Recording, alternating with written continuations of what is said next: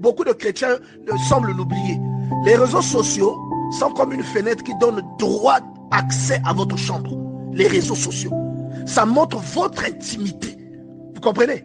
Vous devez faire attention à ce que vous publiez. Vous devez faire attention à ce que vous montrez aux gens. Il y a beaucoup de chrétiens qui confondent leur page Facebook, Twitter et Instagram, etc. avec une télévision, avec une série télévisée. Hein. Vous voyez, il y a des gens, s'ils ne vont pas sur Facebook même pendant quelques heures, c'est comme s'ils commencent à mourir. Pose-toi la question, est-ce que c'est normal ce que tu ressens? C'est un esprit de séduction qui commence à t'habiter. Là où tu es, tu sais qui est ton père. Parce que Dieu n'est pas un séducteur. Dieu n'est pas dans la séduction. C'est même des personnes mariées. C'est même des personnes responsables qui sont dans la séduction. Posez-vous seulement la question, le besoin pour lequel vous sentez obligé de toujours publier une nouvelle photo de vous. C'est une appartenance sans le vouloir, mais une appartenance implicite à une mauvaise influence. Et cette influence n'est pas de Dieu. Vous comprenez, bien aimé dans le Seigneur. Et si vous êtes sincère, vous allez reconnaître que beaucoup de vos publications ne sont pas objectives. Beaucoup de vos publications sont inutiles. Soyez quelqu'un d'utile aux autres.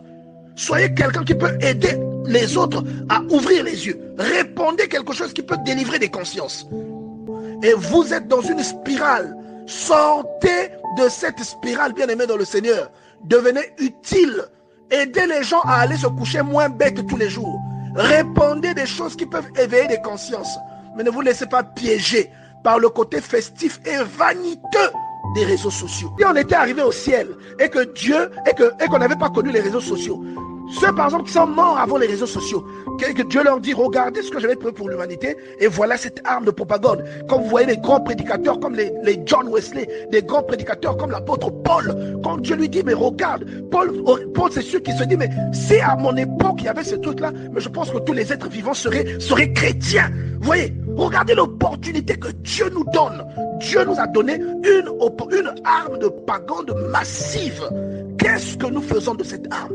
Oui, des chrétiens, oh Jésus, oh Alléluia, quand il est dans l'église, dès qu'il sort, il va publier des futilités. Oui, vous ne savez même pas comment atteindre les autres, alors que vous avez une arme puissante à votre disposition. Vous avez une arme qui peut transformer la vie de milliers de personnes. Mais qu'est-ce que vous en faites?